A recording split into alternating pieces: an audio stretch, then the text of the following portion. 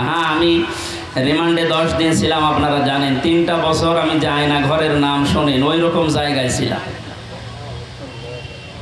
আমি আল্লাহর জন্য ওনাদেরকে ঘৃণা করছি এবং আপনাদেরকে ঘৃণা করার জন্য বলছি এই কারণে, কারণ এগুলো মানুষ না, এই মানুষ নামে এগুলো জানোয়ার।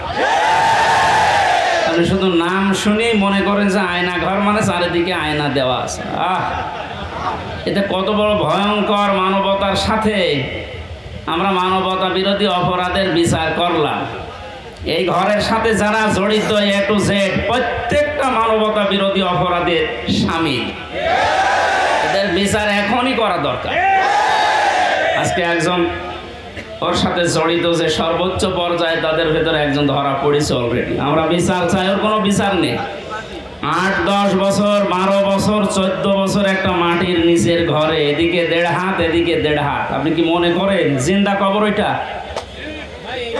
এই কঠিন অবস্থায় যারা মানুষকে ফেলে রেখেছিল, আপনি যদি মেরে ফেলতেন, খবর দিয়ে দিতেন যে অমুক মারা গেছে, তারপরও তার স্ত্রীটা বিয়ে করতে পারত, তার ছেলে মেয়ে জানতো যে না মারা গেছে।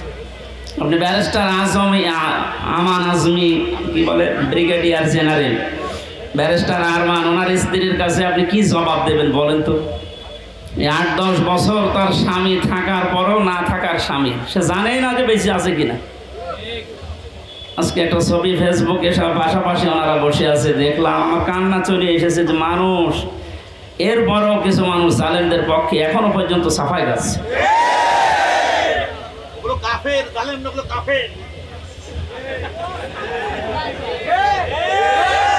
ঠিক আছে ভাইয়া,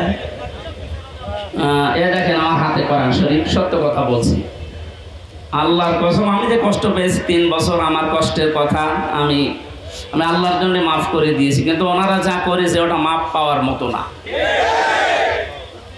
ওনারা তো আমার শুধু শত্রু না, ওনারা মানবতার শত্রু, আল্লাহর শত্রু। রিমান্ডে আমার সাথে যে ব্যবহার করেছিল, আল্লাহর ভুল ধরতো মাঝে মাঝে। এই যে অফিসারগুলো ছিল কাউন্টার টেররিজমের, এই মেন দায়িত্বে যে লোকটা ছিল আসাদুজ্জামান, মনিরুল তো আগে ছিল, আমার সময় আসাদুজ্জামান, এরপরে এসপি আতিকুর রহমান, শেখ ইমরান, এই বাগেরহাটে বাড়ি। এই মানুষগুলোর আচরণ আমি মানুষের পাইনি। রিমান্ডে আপনি আমার মামলার কথা জিজ্ঞাসা করেন, যে বিষয়ে আমাকে মামলা দেওয়া হয়েছে ওইগুলো বলে যে আমি কিছু পারি কিনা, দেখেন না আল্লাহর ভুল ধরে যে আল্লাহর এই কাজটা করা ঠিক হয়। তো ওরে আমি ভালোবাসবো না ঘৃণা করবো? কার জন্যে? কারণ কি, এর আয়াতে হাদিসের পরে যে শব্দগুলো আছে, দেখে যে ব্যক্তি কাউকে কিছু দান করে সেজন্য আল্লাহর জন্য দান করে। এখানে 7 বার আমি আসার চেষ্টা করেছি, লক্ষ লক্ষ টাকা খরচ হয়ে গেছে, কিন্তু আমার উঠতে দেবে না। এই জন্য এখানে যদি আপনি কিছু এই খরচটা তোলার জন্য দিয়ে যান, যে ড্রামগুলো দেওয়া আছে, জোর করে না, আল্লাহর জন্য দিয়ে যাবেন। কাউকে যদি কিছু না দেন যে আমি দেব না, তাও যেন আল্লাহর জন্য হয়। এই 4টা কথা যদিও সহজ, এতে কত কঠিন মানা, এখন সে বাস্তবতা চলে এসেছে। এই কঠিন অবস্থায় এই 4টা বিষয় আমরা যারা মেনে চলতে পারি, নবীজি বলেন ফাকাদ ইস্তাকমালাল ঈমান, সে তার ঈমানকে পরিপূর্ণ করে নিয়েছে। এই হাদিসটা আমাদের জীবনে আমল করার তৌফিক আল্লাহ যেন দান করেন, আমিন। মঞ্চে বসা আমার মাজলিসের এই বাগেরহাট জেলার শ্রদ্ধাভাজন সভাপতি, শ্রদ্ধাভাজন জেলা আমির সাহেব, এরপরে যে ভাই সে লন্ডন থেকে এসেছে, এই যে আমার আগে কথা বলছিলেন যে ভাই, যতগুলো মানুষ এখানে এসেছে, আমার শ্রদ্ধাভাজন মামা শ্বশুর এসেছে আজকে আমার সাথে আমি বাগেরহাট দেখার জন্য। মাওলানা আলমগীর হোসাইন সহ নাম না জানা প্রত্যেকটি আলেমদের হায়াতে তয়্যিবা সিহাতে কুল্লিয়া কামনা করছি। ওয়ারফা'না লাকা যিকরাক, আল্লাহ এদের মর্যাদা সম্মান আরো বাড়িয়ে দাও। সামনে বসা মুসলমান ভাইরা, পর্দার আড়ালে সম্মানিত মা এবং বোনেরা, প্রশাসনের ভাইরা, প্রাণপ্রিয় বাগেরহাটবাসী, আল্লাহর দরবারে শুকরিয়া জানাচ্ছি, যিনি আমাদেরকে বিজয়ের স্বাদ কি এটাই জীবনে দেখার তৌফিক দিলেন। পরাধীন থাকলে যে কি হয় আমি নিজে টের পেয়েছি, আপনারাও দেখেছি। সবচেয়ে বেশি পেয়েছিলাম ওই 10 দিন মাটির নিচে, ওরা সব চারিদিকে 8-10 জন বসা, আমি একা, এমনি আমার শরীর চলে না। এরপরে আবার এরকম ভয়ঙ্কর ঘর, এরকম ভয়ঙ্কর অবস্থা, এক এক দিক থেকে এক রকম উল্টাপাল্টা প্রশ্ন করে। বলেন তো কত একটা অসহায় অবস্থায় ছিলাম, আমার মনে হচ্ছিল পৃথিবী বলতে আর কিছু নেই। 11টা ঘন্টা আমার এই হাতের ভেতরে যে হ্যান্ডকাপ দিয়ে, ওটা ছাতা লাগালে এমনি কেটে যায়, চোখ কালা কাপড় দিয়ে বেঁধে মাটির নিচে ওই ঘরে চারিদিকে শুধু পানির আওয়াজ শোনা যায়। এই উপরে এভাবে 11 ঘন্টা আমার জোহর আসর মাগরিব এশার নামাজ পড়তে দেয়নি। আমি এশারায় পড়েছি, অজু আছে কি না আছে, অজু করবো কোথায়? বলেন এই কঠিন অবস্থা বাংলাদেশের মতো জায়গায়। আর আমার চাইতে ভয়ঙ্কর ছিল তো ব্যারিস্টার আরমান, ব্রিগেডিয়ার ভাই আমান আজমি ভাই, এদের অবস্থা আরও কঠিন। আমি মাঝে মাঝে 7 মাস 8 মাস 9 মাসের কথা শুনতাম ওপর থেকে, যাদের 7 তলায় 9 তলায় গম রেখেছিল। এই গম শব্দটা যদিও ছোট, এটা কত ভয়ঙ্কর জিনিস। আমি তো 7-8 মাস আমি জেলে আছি জানতাম, বাইরের মানুষও জানতো, আমার পরিবার। আর ওদের এই 8-9 বছর জানেই না যে বেঁচে আছে কি। আমারও গমের মতোই রেখেছিল, কারণ আমার কোনো যোগাযোগ ছিল না, বিচ্ছিন্ন। মার্ডার করে গেছে সে 2 দিন পরে 7 দিন পরে মোবাইলে কথা বলতে পারে বাড়িতে যে আমি আছি। আর আমার 8 মাস হয়ে গেছে, আমি জানি না যে বাইরে কেউ আছে কিনা। কারারক্ষীর কাছে একটু চিরকুট লিখে দিলে ওই যাবে আসবে, তারপরের দিন তার ডিউটি পড়বে, বাড়িতে যাবে, বাড়ি থেকে সংবাদ আসবে, সে আসতে আসতে মনে হবে সংবাদ বাসি হয়ে যায়। এই জন্য পরাধীন ছিলাম আমরা, এখন আলহামদুলিল্লাহ স্বাধীন হয়েছি। স্বাধীন হলে বিজয় পেলে মানুষ কি করবে, আজকের তেলাওয়াতকৃত আয়াতগুলোতে আল্লাহ জানিয়েছে। আমরা কোরআন থেকে নিতে চাই নাকি? মান ক্বালা বিহি সাদাকা, যারা কোরআন দিয়ে কথা বলে, নবীজি বলেন এরা সত্য কথা বলে। এই জন্য আমরা সত্য কথা শুনতে চাই এবং বলতে চাই কোরআন দিয়ে। আমান আস্তাকু মিনাল্লাহি কিলা, আল্লাহর চাইতে সত্য কথা কেউ বলে? আর আমান হাকামা বিহি আদালা, যারা কোরআন দিয়ে বিচার করে এরা ন্যায় বিচার করতে পারে। সত্যি যদি কোরআনের বিচার ব্যবস্থা কায়েম হয়ে যায়, জালেম সারাস এরা যদি এদের বিচার দুনিয়ায় পেয়ে যায়, এদের উপকার আমাদের উপকার। কারণ জালেমের বিরুদ্ধে মামলা হামজার না, জালেমের বিরুদ্ধে মামলা কার? এটাকে আমি বানালাম। সূরা শূরা 25 নম্বর পারা 6 নম্বর পৃষ্ঠা 12 নম্বর লাইনে 42 নম্বর আয়াত। আল্লাহ পাক বলেন ইন্নামাস সাবিলু আলাল্লাযীনা ইয়াযলিমুনান নাস ওয়া ইয়াবগুনা ফিল আরদি বিগাইরিল হক উলাইকা লাহুম আযাবুন আলীম। এটা তাফসীরে ফি জিলালিল কোরআন। আমি জেলখানায় থাকতে যে তাফসীরগুলো দেখতাম তার ভেতরে এটা একটা, ফি জিলালিল কোরআন। জালেমরা বাস্তবতায় যা দেখলাম, এই জালেমগুলো জানে না যে জেলখানায় বসে বসে সাইয়েদ কুতুব এই জিলালিল কোরআন তাফসীর লিখেছে। এইটা জেলখানায় চলতে দেয়, অথচ সাইয়েদ আবুল আলা মওদুদী রহমতুল্লাহ আলাইহির ফি জিলাকি তাফহিমুল কোরআন ঢুকতে দেয় না। ও জালেমরা জানে যে ওইটা চাইতে ওইটা কত বড় কঠিন, আর ওর লিখাই হয়েছে জেলখানায় বসে, ওটা পড়তে দিত। ওখান থেকে রেফারেন্স হিসাবে যেগুলো বলবো বেশিরভাগ ওখান থেকে, বাকিগুলো তাফসীর ইবনে কাসির।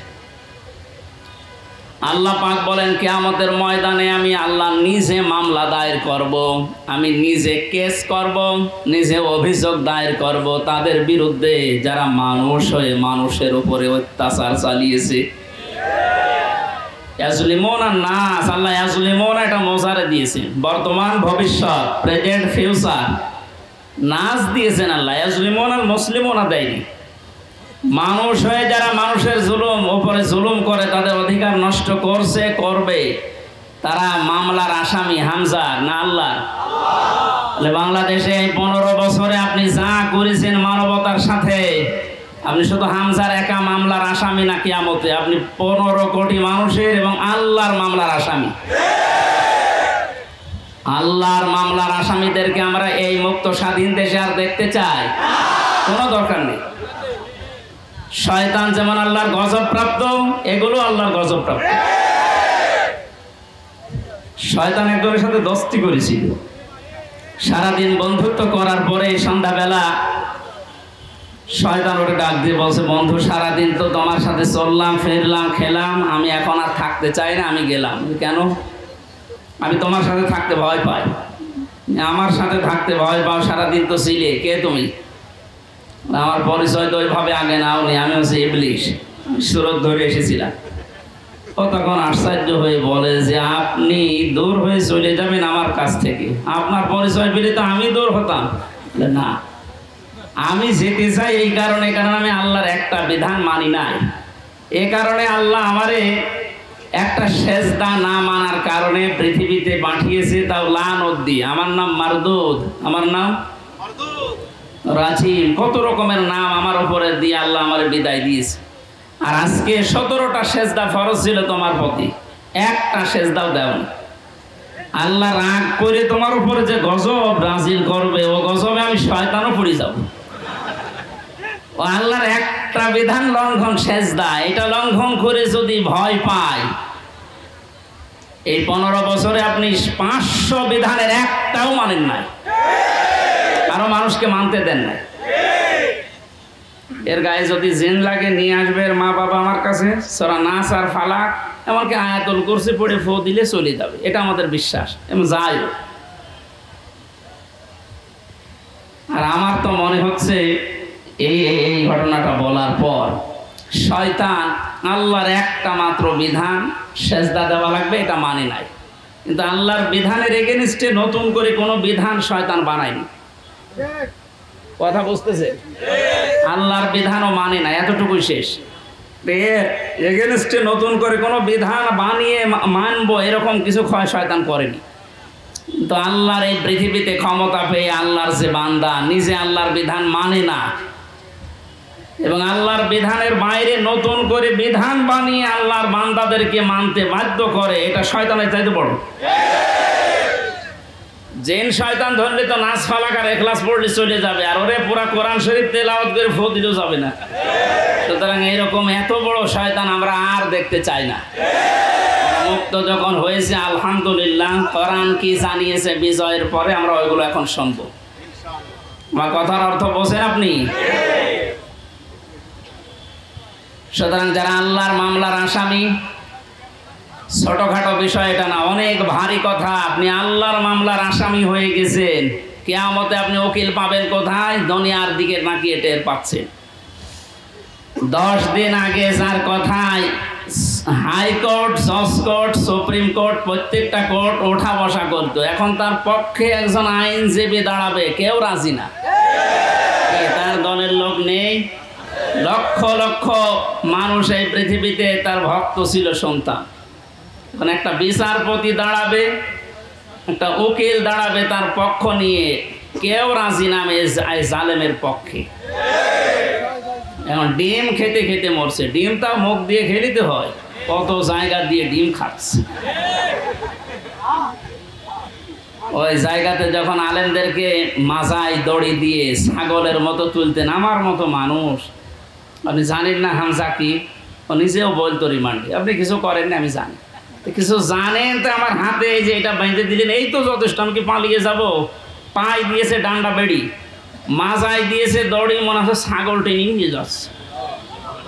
আর ওই কোর্ট চত্বরে মানুষগুলো, কিছু মানুষ কান্ত আর কিছু শয়তান আসে দেখে টিপ্পনি কাটে, যা হচ্ছে ঠিকই হচ্ছে, এবার ঠেলা টের পাও।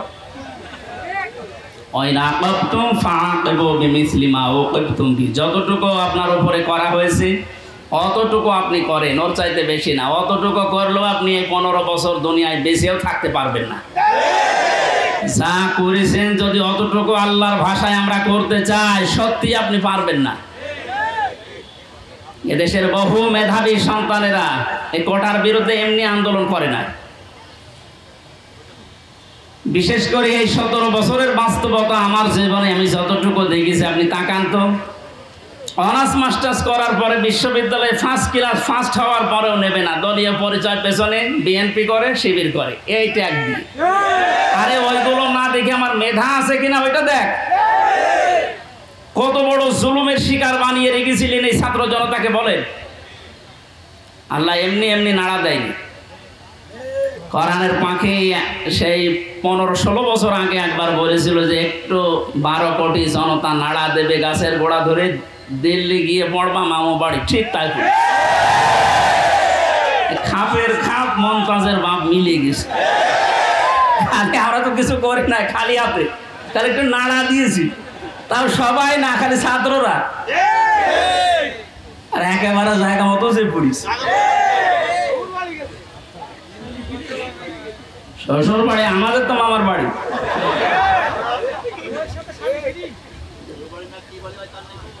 যাই হোক, আমি সে কথা বলতে চাচ্ছি, আমরা কোরআনে কারিম থেকে কথা শুনতে চাই এবং জালেম যারা তারাও যেন মরণের পরে অন্তত তাদের আর বিচার না হয়, এই জন্য দুনিয়াতে আমরা তাদের বিচার দেখতে চাই।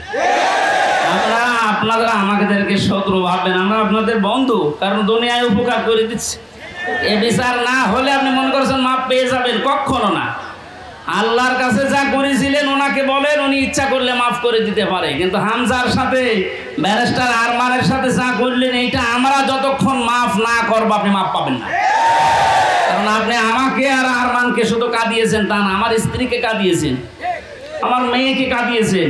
আমার ছোট মেয়েটা আজ পর্যন্ত আমার চেনে না, আমার কাছে আসে না, ভয়তে বলে যে হুজুর, ওরকম হুজুর বহু আসে।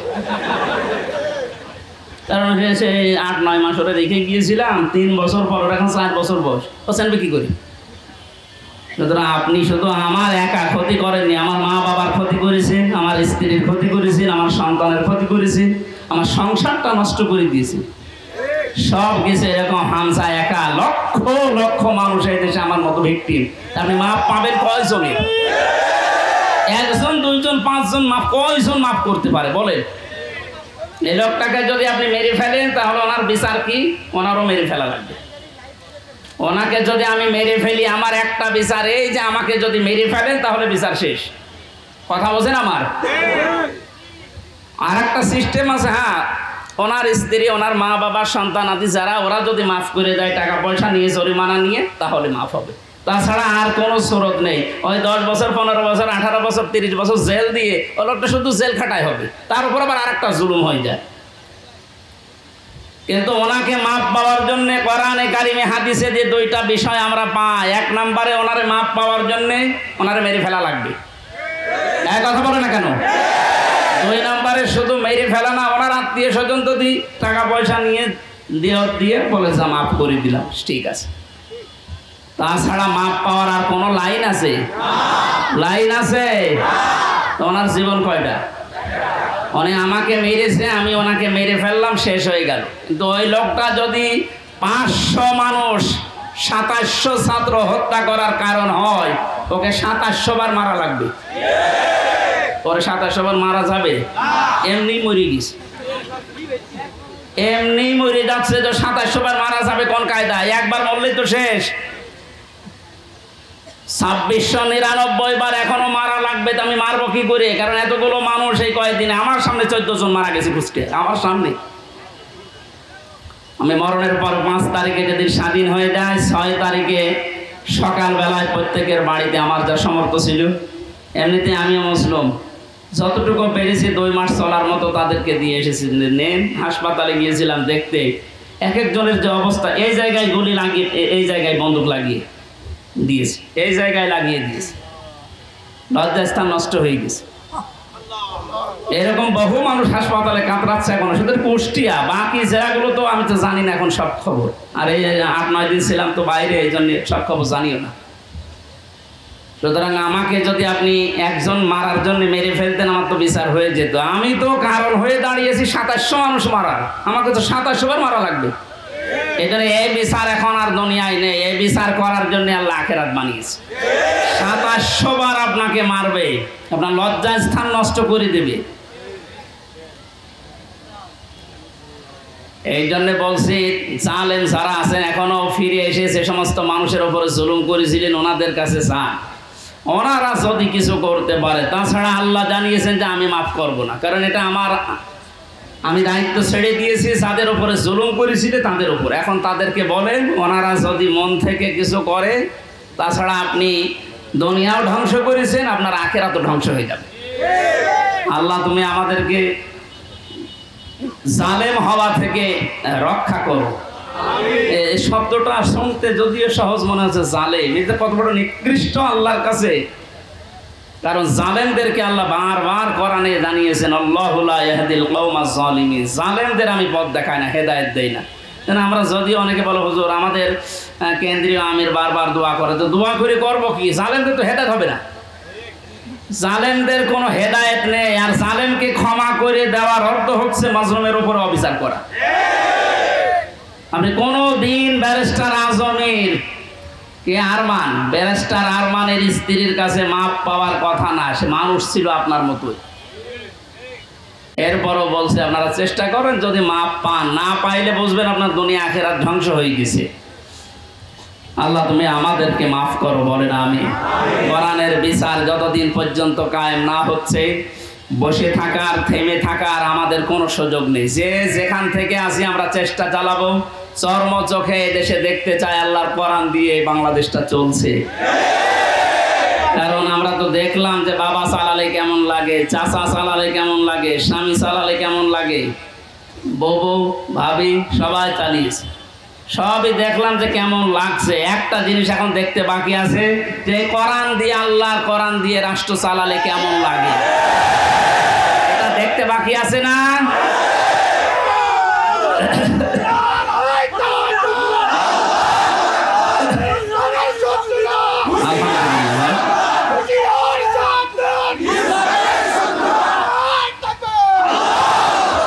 এইটা দেখতে যখন বাকি আছে, আমি মুসাফির মানুষ, মাজলুম মানুষ এবং অসুস্থ মানুষ। আর তিনটা দোয়া কবুল হওয়ার কথা হাদিসে আছে, যে মাজলুমের দোয়া কবুল হয়, মুসাফিরের দোয়া কবুল হয়, অসুস্থ মানুষের দোয়া কবুল হয়।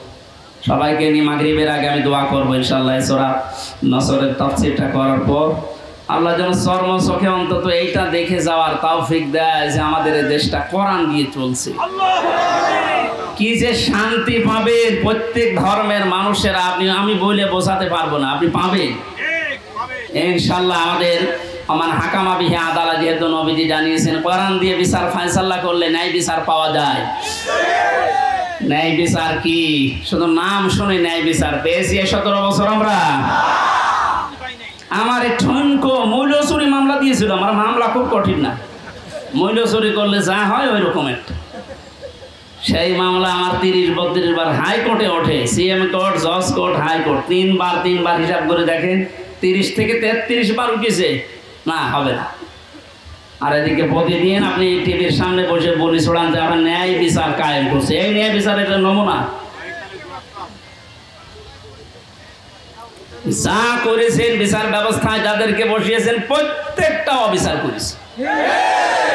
আর আমার 164 যে ম্যাজিস্ট্রেট নিয়েছিল, ওই শয়তানকে আমি জেলখানে যাওয়ার 3 মাস পরে দেখি ও ভেতরে ঘুরে বেড়াচ্ছে। এখানে কেন? ও আমার বেকার এই সমস্ত বিষয়গুলো লিখে, মানে একেবারে জালিয়াতি করে সই করিনি। বলছে হুজুর আপনি মাত্র কিছুক্ষণ পরে বেরিয়ে চলে যাবেন, কারণ আমি 164 বুঝতাম না। ওইসব লাইনের লোক আমরা, এই সিটারি বাঁটমারি, এই 2 নাম্বারই করে বসে খালি সই করে দেন, নিচে আপনার ছোট ছোট মেয়েরা কাঁদতেছে, আমি জানি আপনি চলে যাবে। ওর উপর বিশ্বাস করে আমি সই করি, নিচে আসলাম, দেখা সাক্ষাৎ করে আমার জেলে পাঠিয়ে দিলে, আনন্দে আছে যে কয়েকদিন মাত্র বের হয়ে যাব। ও আল্লাহ শুনছো, একটু 164 আমি যা বলতে চাইনি, ওই শয়তান সব লিখে খালি আমার সইটা বসিয়ে দিয়েছে। পরে জেলখানায় দেখি কাশেমপুরে, বললাম কি আপনি এখানে, আপনি কাজটা ঠিক করলেন, জেনে শুনে আমার জীবনটা এভাবে নষ্ট করলেন? বলছে আমার উপর থেকে যা বলেছে আল্লাহর ওলিরা আমি তাই করছি, আমার কিছু করার নেই। তাই আপনি এখানে কি? বলছে আমার বউ মামলা দিয়েছে। তোর বউ? আমিও মামলা দেবো তোর নামে। এই জন্য আল্লাহ ছাড় দিয়েছিল, কিন্তু ছেড়ে দেয়নি। ইন্না বাদশা রাব্বিকা লাশাদীদ, আল্লাহর ধরা বড় শক্ত ধরা, যেটা আমরা আইন মন্ত্রী আরে দরবেশ বাবারে দেখি বুঝলাম কি দাপট গো। আমি মাঝে মাঝে আইন মন্ত্রীর আদালতে দেখতাম, আরে দরবেশ বাবা দেখতাম বসে আছে, আমারে যখন নিয়ে যেত ওই উপরে দেখা যেত তো বসে আছে দরবেশ। যে এই কাম করতে পারে আমার তো কোনোদিন বিশ্বাস হয়নি। দাড়ি কেটে নম হয়ে গেছে, শয়তান পর্যন্ত ওর এখন ঘৃণা করছে যে আমি এত খারাপ না। বেকার দাঁড়া আপনাদের এই দাড়ি রাখায় সুন্নতকে নিয়ে হেয়ালিপনা করা, এই আর কি ঠাট্টা বিদ্রুপ করা। আপনি সুন্নত পর্যন্ত কেটে বাদ দিয়ে দিলেন, কিয়ামতে আল্লাহর নবীও আপনাকে বাদ দিয়ে চলে যাবে।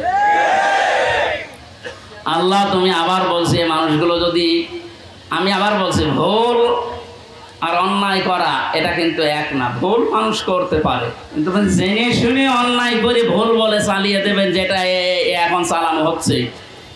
অন্যায় যারা করেছেন, অন্যায় করলে মাস্ট বি তাকে শাস্তি পাওয়াই লাগবে। আমরা কিছু না করে যদি শাস্তি পেতে পারি 3 বছর, আপনি করে তো আপনার 99 বছর শাস্তি হওয়া দরকার। প্রথম ছেড়ে যাওয়ার পরে যার সাথে দেখা, একেবারে গেট দিয়ে ঢুকে আল্লাহ সে বলি সেই কি শাহজাহান জল্লাদ, এর সাথে প্রথমে হাত মিলিয়েছে। আমার বলছো হুজুর আপনারা আমি চিনি। চেনেন মানে? ওই যে টেলিভিশন আছে ভেতরে, মেমোরি কার্ডে ওয়াজ ভরে নিয়ে আসলে শুধু আপনার আর আজহারি সাদি সাহেব এদের ওয়াজ দেয়, তা আপনারা আমি চিনি। আপনার নাম কি? শাহজাহান জল্লাদ ভুইয়া। ভুইয়া কেন? আমার বংশের নাম। অথচ 167 বছর না কত বছর জেল, এখনো ভুইয়া ছাড়েনি। এরকম বহু শয়তান আছে, ও মরে যাবে তাও ওই ভুইয়া ছাড়ে না। আবু জেহেলের গলার ভেতরে যেদিন তরবারি চালাচ্ছিল, বলছে কি আমি আব্দুল্লাহ ইবনে মাসউদ, কি করবি? গলা আলাদা কর, একটু বড় করে কাট। বড় করে কাট মানে?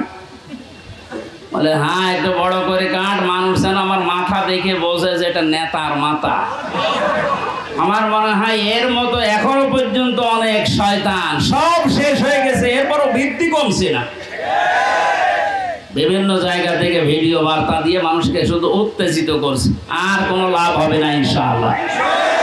আপনি যাই করেন আর কোনো লাভ হবে না, এদেশের মানুষ বুঝে গেছে। ধোঁকা দিয়ে বোকা বানিয়ে বেশি দিন রাখা যায় না। এই জন্য কোরআনের বিচার ব্যবস্থা যদি কায়েম হয়, দল মত এখানে আর নেই। সবাই যেহেতু আমরা মুসলিম, 96% মুসলমানের দেশে কোরআনের বিচার চলবে না মানে? এই কথা বলেন না কেন? এই বিষয়ে কারো দ্বিমত আছে? আপনি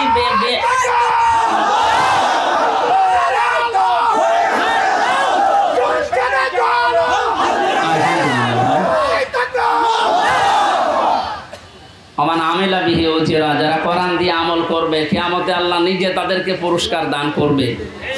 আল্লাহ রাব্বুল আলামিন কোরআনের আমল করার মাধ্যমে পুরস্কার যেন আমাদেরকে দান করে। দুঃখজনক হলো সত্য, 500 আমল আছে কোরআনের। কয়টা? এই দেশে এখন একটাও নেই। সামনে আস্তে আস্তে আমরা 500টা আমলই চালু করব কোরআন দিয়ে ইনশাআল্লাহ। আমান দাআ ইলাইহি হাদা। নবীজি বলেন তুমি যদি হেদায়েতের উপরে থাকতে চাও, বড় সোপা গায়ে দিলে, পাগড়ি মাথায় দিলে, আর রুহুল আমিন ভাইয়ের মতো এরকম মোটা হলে হেদায়েতের উপরে থাকা যাবে? হেদায়েতের উপরে থাকতে হলে কোরআন দিয়ে ডাকা লাগবে। আমান দাআ, এখানে টান আছে, দাআ ইলাইহি হাদা। কেউ যদি হেদায়েতের উপরে থাকতে চায়, সে যেন মানুষকে কি দিয়ে ডাক দেয়? আজকে থেকে আমার দাওয়াতি কাজের মেন টার্গেট হবে কি বলেন তো?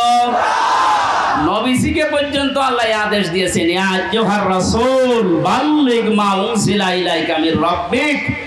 হে রাসূল, আপনি তাবলীগ করেন, প্রচার করেন, দাওয়াতি কাজ করবেন কি দিয়ে? সুতরাং আমরা দলমত চিনি না, বুঝি না, এ সব কিছু যেন এই কেন্দ্রিক হয়। ফাকাদ হুদিয়া ইলা সিরাতিম মুস্তাকিম। কেউ যদি হেদায়েতের উপরে থাকতে চায়, কোরআন দিয়ে সে ডাকবে, এবং কেউ যদি কোরআনের ডাকে সাড়া দেয়, আল্লাহ নিজে তাকে হেদায়েত নসিব করে দিবে। সুতরাং আজকে আমরা কোরআনে কারিম দিয়ে আপনাদেরকে ডাক দেব, আপনারা কোরআনের ডাকে সাড়া দেবেন। আমরা প্রত্যেকেই হেদায়েতের উপরে চলতে চাই, সিরাতে মুস্তাকিম আমরা পেতে চাই। আমিন। দরুদ আর সালাম পড়ছি মুহাম্মদ রাসূলুল্লাহ সাল্লাল্লাহু আলাইহি ওয়াসাল্লামের প্রতি। সূরা নাসর পড়েছি, মাদানী যুগের সূরা। কোরআন শরীফে 3 আয়াত বিশিষ্ট 3টা সূরা আছে, আসর, নসর আর কাউসার। কয়টা বলেন তো? নসর মানে সাহায্য। নসর মানে কি?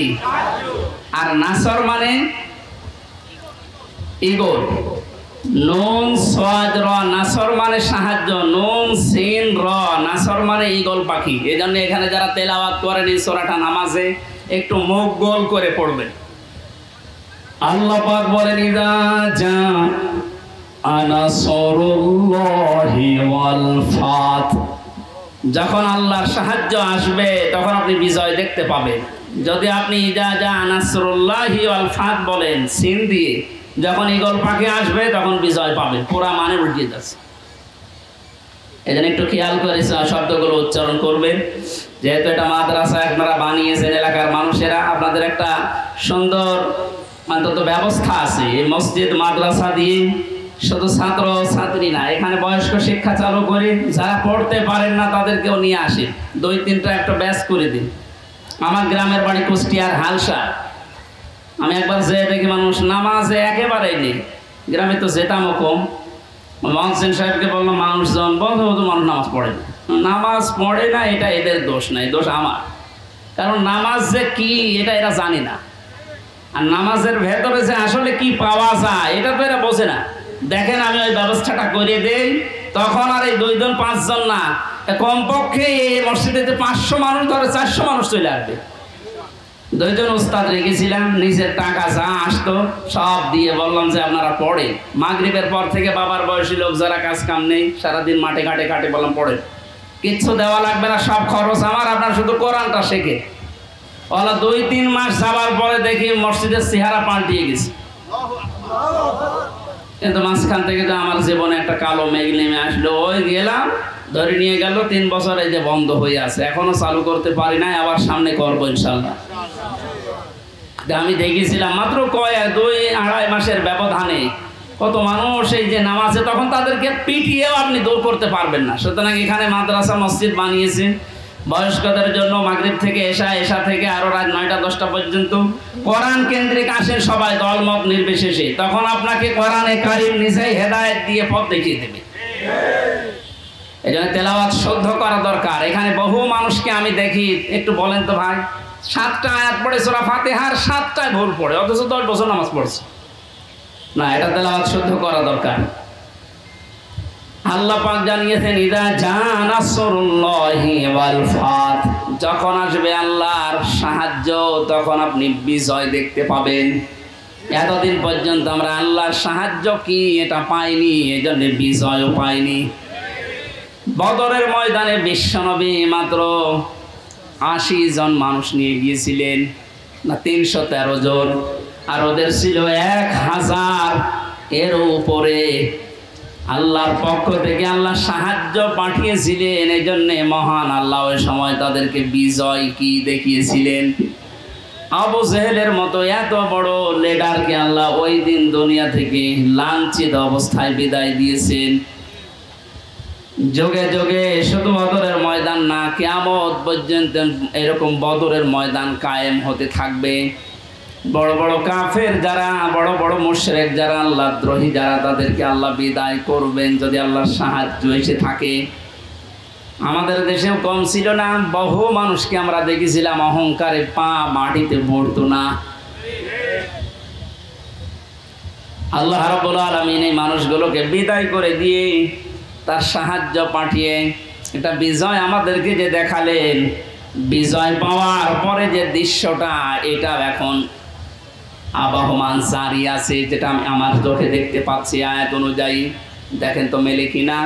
ওয়ারাআইতান নাসা ইয়াদখুলুনা ফি দীনিল্লাহি আফওয়াজা। আপনি যখন বিজয় পাবেন সাহায্য পাওয়ার পরে, তখন দেখবেন দলে দলে পালে পালে মানুষ ইসলামে প্রবেশ করছে।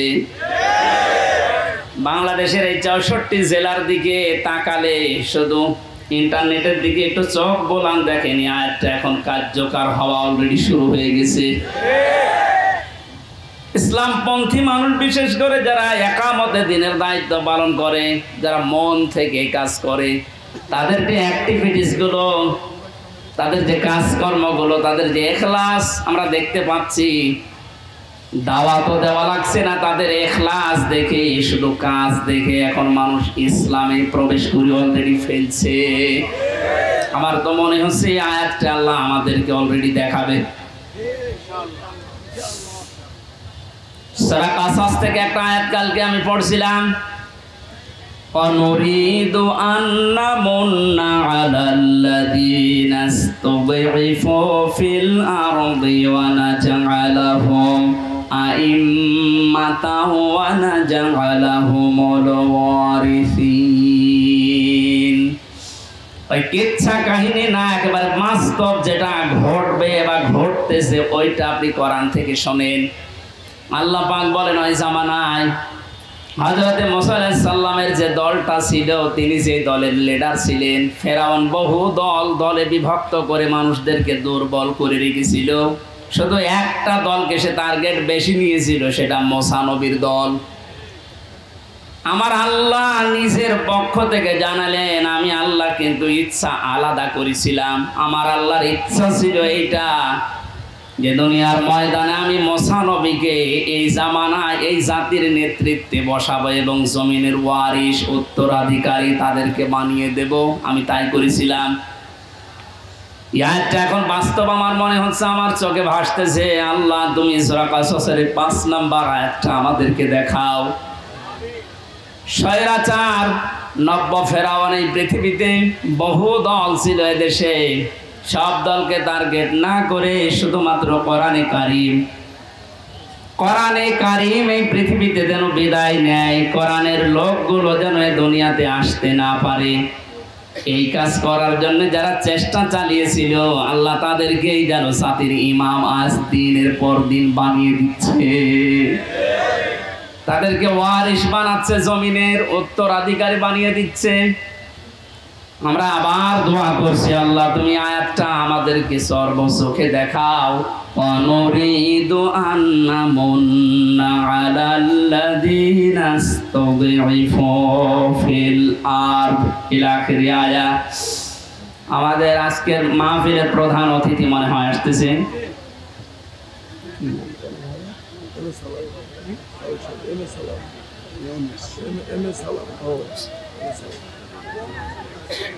আজকের মাহফিলের প্রধান অতিথি সাবেক সংসদ সদস্য প্রার্থী ছিল সাবেক জনাব মোহাম্মদ আব্দুল সালাম, এম এ সালাম বা আব্দুল সালাম ভাই আসতেছেন। আমরা কোরআনের পক্ষ থেকে তাকে স্বাগতম জানাচ্ছি। লিল্লাহি তাকবীর, লিল্লাহি তাকবীর। আব্দুল সালাম ভাইয়ের আগমন কোরআনে কারিমের মাহফিলের পক্ষ থেকে। আপনাদের এলাকার সন্তান, আমি তো পরিচিত না ভাইয়ের সাথে। তাফসীরুল কোরআন মাহফিল উনি শত ব্যস্ততার ভেতরেও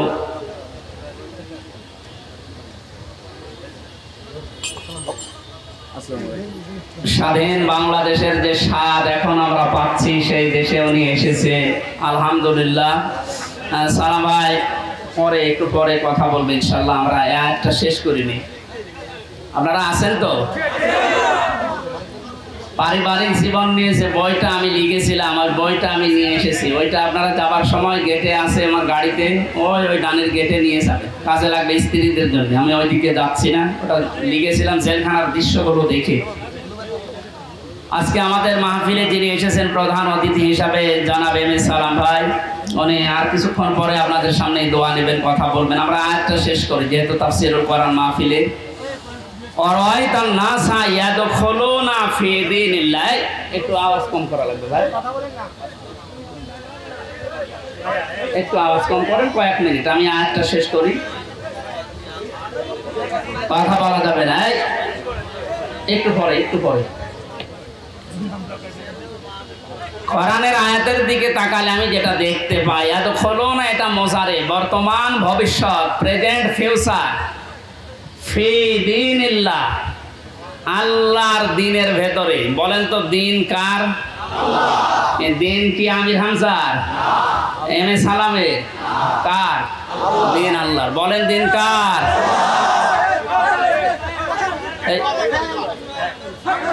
এই একটু শুনুন, পরে নি। আপনারা এক কথা বারবার বললে সমস্যা, কথা বন্ধ করে। দিনের মালিক এই পৃথিবীতে কেউ না, এমনকি বিশ্বনবী মুহাম্মদ রাসূলুল্লাহ দিনের মালিক ছিলেন না, তিনি দিনের খাদেম ছিলেন। কি ছিলেন বলেন তো? আমরাও দিনের কি খাদেম। সুতরাং আমরা খেদমত করে যাব দিন ইসলামের, দিনে না। বারবার ডিস্টার্ব হলে তো আল্লাহর এই দিনকে আমরা জমিনে জিন্দা রাখার জন্য চেষ্টা চালিয়ে যাব। কারণ খাদেমের যে কাজ, কামলার যে কাজ, আমরা সেই দায়িত্ব নিয়েছি। আমরা যেন চর্মচোখে অন্তত এটা দেখতে পাই যে আল্লাহর দিন এই জমিনে কায়েম হয়ে গেছে। যেহেতু সেই পর্যায়ে আস্তে আস্তে আসতেছে, এখন আনন্দ বিজয় কিভাবে উল্লাস করবেন, উদযাপন করবেন, আল্লাহ কোরআনে কারিমে সূরা নাসরে জানিয়েছেন, ফাসাব্বিহ বিহামদি রাব্বিকা ওয়াস্তাগফির। আল্লাহর সাহায্য এবং বিজয় যখন আসবে তখন আপনি ইস্তেগফার করেন আর হামদ প্রকাশ করেন, তাসবিহ করেন। এখানে তাসবিহ কি? এক একটা সৃষ্টি জগতের তাসবিহ হামদ এক এক রকম। গাছের হামদ হচ্ছে সকালে আর বিকালে ছায়াটা লম্বা করে দিয়ে সেজদা দেওয়া, এটা তার হামদ, তার প্রশংসা। সৃষ্টি জগৎ যে যেখানে আছে ওইভাবে প্রশংসা আদায় করে। আমাদের প্রশংসা আদায় করার মাধ্যম কি? আমাদের যদি হামদ প্রকাশ করা লাগে একেবারে টুটি পর্যন্ত খেয়ে আলহামদুলিল্লাহ বললাম হয়ে গেল না, এটা না। আপনি এটা খাবারের পরে যে শক্তি অর্জন করলেন, আপনার মেধা, আপনার যোগ্যতা, যা যা পেলেন, এইটা আল্লাহর দিন এই পৃথিবীতে জারি করার জন্য, প্রচার করার জন্য, কায়েম করার জন্য আপনি ব্যয় করবেন, এটা হচ্ছে হামদ। আল্লাহ এই হামদ করার তৌফিক এখন আমাদেরকে দেন। ওয়াস্তাগফির, ইস্তেগফার করা, পূর্বের যে সমস্ত অপরাধগুলো করেছি সামনে আর করব না, সচেতন হয়ে যাব, এই হিসাব নিকাশ করে আমরা ইস্তেগফার করব আল্লাহর কাছে। এই এদিকে তাকান, ইস্তেগফার আর তাওবা এই দুইটা জিনিস কিন্তু এক না। আপনি সব সময় ইস্তেগফার করতে পারেন, আস্তাগফিরুল্লাহ আস্তাগফিরুল্লাহ আস্তাগফিরুল্লাহ পড়তেই পারেন সব সময়। সবচাইতে আল্লাহ বেশি খুশি এই শব্দটা শুনলে, যে আস্তাগফিরুল্লাহ, হে আল্লাহ আমি ক্ষমা চাই। আর তাওবা জিনিসটা আলাদা। এই দুইটা শব্দের অক্ষরগুলো এক না। তাওবা লিখতে হলে, ইস্তেগফার লিখতে হলে শব্দগুলো এক না, আবার ভাব অর্থ এক না, এবং বাস্তবে আবিধানিক অর্থ, পারিভাষিক অর্থ এক না। ইস্তেগফার সব সময় আপনি করেন, তাওবা করলে কি হয়? পেছনের অপরাধ শুধু মাফ হয়ে যায় না, ওই জায়গাটা আল্লাহ নেকি দিয়ে ভরাট করে দেয়। আল্লাহ এখানে জানিয়েছেন ওয়াস্তাগফির, হে নবী আপনার উম্মতদেরকে বলেন যারা, তারা যেন বিজয় পেলে লাফালাফি না করে, আনন্দ উল্লাস করতে গিয়ে আল্লাহর বিধানের বাইরে চলে না গিয়ে তারা যেন ইস্তেগফার করে। তাওবা, ইস্তেগফার এগুলোর ভেতরে নিমজ্জিত থাকে। ইন্নাহু কানা তাওয়াবা, অবশ্যই তিনি তওবা কবুলকারী, ইস্তেগফার করলে তাকে মাফকারী। আল্লাহ এই আয়াতগুলো চর্মচোখে আমাদেরকে দেখার তৌফিক দিন, আমিন। আমাদের প্রধান অতিথি